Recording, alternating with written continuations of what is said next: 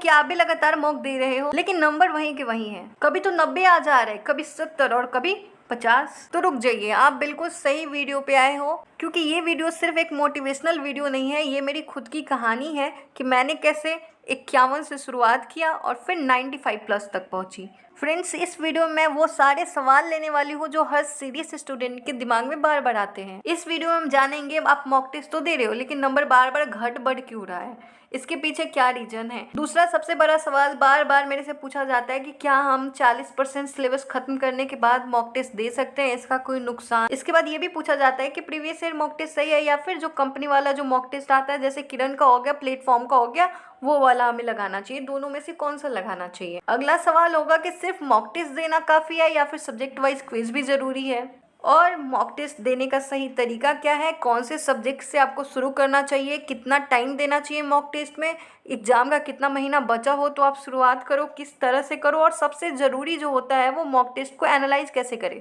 ताकि अगली बार आप वही गलती ना करो। हर कोई बोलता है कि मॉक टेस्ट दे रहे हो आप एनालाइज करो, लेकिन कैसे करना है ये कोई नहीं बताता। तो आज के इस वीडियो में हम इन सारे सवाल को बहुत ही बारीकी से समझने वाले हैं, और मैं दावा कर सकती हूँ जैसे मैं 51 से 95 प्लस तक पहुँची, वैसे ही अगर 10 लोग भी इस चीज़ को फॉलो कर लेते हैं तो उनका मॉक टेस्ट में जो स्कोर है उसमें काफ़ी अंतर देखने को मिलेगा। सबसे पहले हमें ये समझने की ज़रूरत है कि वेरिएशन आता क्यों है। कभी आपका स्कोर घट रहा है, कभी आपका बढ़ रहा है। अभी क्या होता है आपके साथ, एक दिन 80 ले आते हो, आप खुश हो जाते हो, फिर अगले दिन 45 आ जाता है और आप डिमोटिवेट हो जाते हो। मतलब ये कि जब भी आसान पेपर होते हैं आप 90 प्लस मार्क्स ला रहे हो, थोड़ा सा टफ आया, आपका स्कोर गिर जाता है। तो इस चीज़ से आपको कैसे निकलना है, इस चीज़ को हम एक चीज़ से रिलेट कर सकते हैं। जब आप प्रीवियस ईयर क्वेश्चन लगाते हो तो आप अच्छा स्कोर करते हो, और जब आप मॉक टेस्ट लगा रहे होते हो तो प्रीवियस ईयर की अपेक्षा आपका मार्क्स घट जाता है। कई लोग बिना पढ़े लिखे शुरुआत कर देते हैं कि भाई मॉक टेस्ट लगाओ इम्प्रूवमेंट होएगा। ऐसा कुछ भी नहीं है कि आप मॉक टेस्ट लगाओगे तो आपका जो है वो नंबर बढ़ते चला जाएगा। भाई अगर आप सही तरीके से नहीं लगा रहे हो, आपको क्या करना है, आपको देखना है कि कहाँ गलती हुआ है। भाई कौन सा टॉपिक आपका कमज़ोर है, कहाँ पे आप बार बार गलत कर रहे हो, उस टॉपिक को आप दोबारा पढ़ लो, उसका शॉर्ट नोट्स बना लो। समझ रहे हो। अपने यहाँ तक इस चीज़ को भी नोटिस करना है कि किस सवाल में आपको ज़्यादा टाइम लग रहा है, किस तरह का फॉर्मेट है क्वेश्चन का, कथन कारण वाला है, मतलब किस में आपको ज़्यादा टाइम लग रहा है, तो उस पर आप ज़्यादा ध्यान दोगे, उसको आप अच्छे से टिक करने पे। जैसे होता है ना नेगेटिव क्वेश्चन, तो आप देख सकते हो कि एनालाइज करके कि भाई हम जब मॉक टेस्ट लगाते हैं ना तो हम नहीं पे ध्यान नहीं देते क्वेश्चन में कि ये नेगेटिव में पूछा गया है, ठीक है। तो ये सारी चीज़ों को जब आप नोटिस करो, इन सारी चीज़ों पे जब आप ध्यान दोगे, तब जाके आपका स्कोर कहीं ना कहीं इंप्रूव होता नजर आएगा। आपको मॉक से सीखना है, आप नंबर मत देखो कि यार मेरे को तो 90 प्लस आ गए, आज हम बहुत खुश हैं। हमने प्रीवियस ईयर क्वेश्चन लगाया है या फिर हमने कंपनी का जो मॉक टेस्ट है उसको लगाया है, हमने जिसका बैच लिया है उनका मॉक टेस्ट लगाया है, ये भी डिपेंड करता है। अब जो दूसरा क्वेश्चन है कि कितना % हम सिलेबस पूरा कर ले उसके बाद हम मॉक टेस्ट लगाना शुरू करें, क्योंकि आपने हर किसी से सुना होगा कि स्टार्टिंग से ही आपको मॉक टेस्ट नहीं लगाना है, आपको कुछ भी समझ में नहीं आएगा, सिर्फ और सिर्फ आप डिमोटिवेट होगे, आपका कॉन्सेप्ट क्लियर नहीं है। तो आपको एटलीस्ट 40% सिलेबस कवर करना है। 20 से 30% सिलेबस में देना बेकार है, आपको कुछ समझ में नहीं आएगा, आप बस दे रहे हो। प्रीवियस ईयर क्वेश्चन को आप चेक कर लो, लेकिन मॉक टेस्ट जब तक आपका एटलीस्ट 40% सिलेबस पूरा नहीं हो जाता है तो आपको मॉक टेस्ट नहीं लगाना है।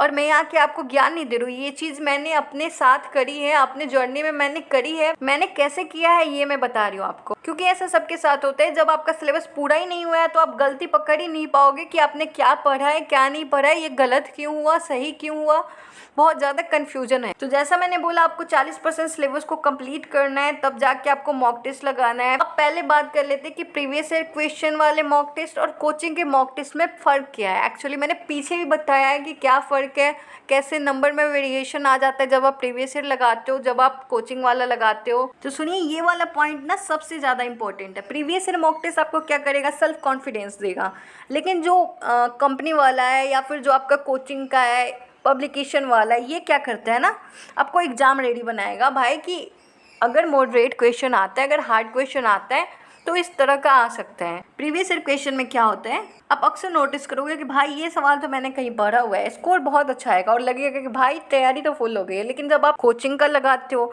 जब आप पब्लिकेशन का लगाते हो जिसमें नए पैटर्न होते हैं, नया शब्द होते हैं, घुमा के पूछे गए सवाल होते हैं, तभी आप सीखते हो कि कहाँ पे गलती कर रहे हो, कहाँ टाइम ज़्यादा लग रहा है और किस टॉपिक को आपको दोबारा पढ़ने की ज़रूरत है। आप ऐसा कर सकते हो कि आप हफ्ते में डिवाइड कर लो कि आपको 2 दिन प्रीवियस ईयर क्वेश्चन का लगाना है मॉक टेस्ट, मतलब सेट, और जो है वो फिर कोचिंग का हो या फिर जो भी हो, अगर आपने कहीं से परचेस करा है, कुछ भी हो तो आप उसको लगा लो। लेकिन आपको लगाना दोनों है, प्रीवियस ईयर क्वेश्चन लगाना तो बहुत ज़रूरी है, प्रीवियस ईयर को आपको देखना ही है, साथ ही साथ आपको मॉक टेस्ट भी लगाना है। अब अगले क्वेश्चन की तरफ बढ़ते हैं कि मॉक वर्सेस क्विज, हमें मॉक लगाना चाहिए या फिर chapter wise topic wise quiz लगाना चाहिए। अगर आप क्विज लगाना चाहते हो वो आपको कहाँ से लगाना है, आप मॉक लगाना चाहते हो वो आपको कहाँ से लगाना है, इन सारी चीज़ों पे हम बात करने वाले हैं। वीडियो थोड़ी लंबी होगी लेकिन आप वीडियो को पूरी देखिएगा। तो सबसे पहले अगर हम क्विज की बात कर लेना तो क्विज क्या करता है, एक ही टॉपिक में आपकी पकड़ को मजबूत करता है। जैसे मान लो आपने नदी तंत्र पढ़ा है, ठीक है, नदी तंत्र, तो उसी से आप 25 सवाल देख रहे हो, ठीक है, अलग अलग तरीके से, अलग अलग घुमा के फिरा के, मतलब जिस भी तरह से है।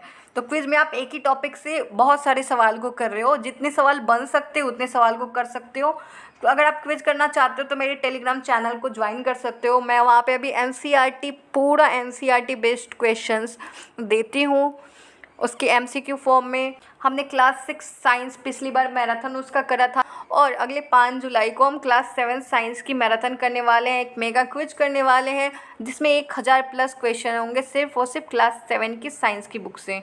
अब देखो मॉक का समझ ले कि मॉक क्या करता है, वो आपको पूरे पेपर के माहौल में ढालता है कि भाई अगर पेपर है तो उसके अनुसार आप 2.5 घंटे बैठना है, किस तरह से क्या कुछ करना है, कितने देर में कौन से सेक्शन को कंप्लीट करना है, टाइम प्रेशर हो गया, माइंड गेम हो गया, चुक्स, मतलब सब कुछ आपको बताता है कि किस तरह से करना है। इसका अगर फॉर्मूले की बात करें तो आपको क्या करना है, आपको चैप्टर पढ़ना है, क्विज दो, फिर जो है वो जब आपका वो सब्जेक्ट ख़त्म हो जाए, जब आपका सिलेबस एटलीस्ट 40% ख़त्म हो जाए, फिर आप मॉक टेस्ट की तरफ बढ़ो।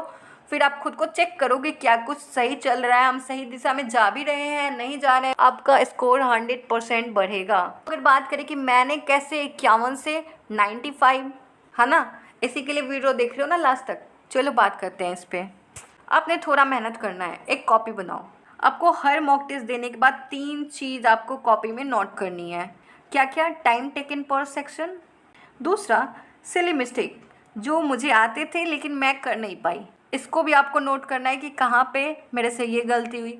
तीसरे की बात करें कॉन्सेप्चुअल एरर, ये 3 चीज़ आपको नोट करना है कॉपी में। और हर बार जब मैंने मॉक टेस्ट दिया तो वो गलती मैंने देखी, फिर वो गलती दोबारा रिपीट नहीं हुई और हर बार स्कोर थोड़ा थोड़ा बढ़ता रहा, 51 से 61, 72, 84 और आखिरी में 95+। और फ्रेंड्स ये कोई चमत्कार नहीं है, बस मॉक टेस्ट को सीरियस लेने का तरीका बदल लो, सब अपने आप हो जाएगा।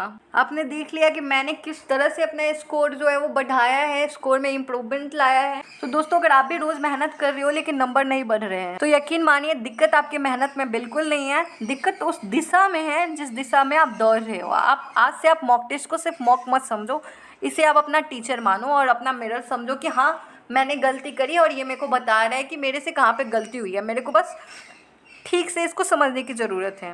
तो फ्रेंड्स आप कमेंट करके बताइए आपका मॉक टेस्ट स्कोर इस वक्त कितना है और अब आप कौन सी गलती छोड़ने जा रहे हो। और हाँ, अगर ये वीडियो आपकी आंखें खोल रही हैं तो आप अपने एक दोस्त को ज़रूर शेयर करना जो हार मान चुका हो लेकिन अभी जीतना बाकी है। जय हिंद, वंदे मातरम। मिलते हैं अगले वीडियो में, तब तक के लिए पढ़ते रहिए, बढ़ते रहिए।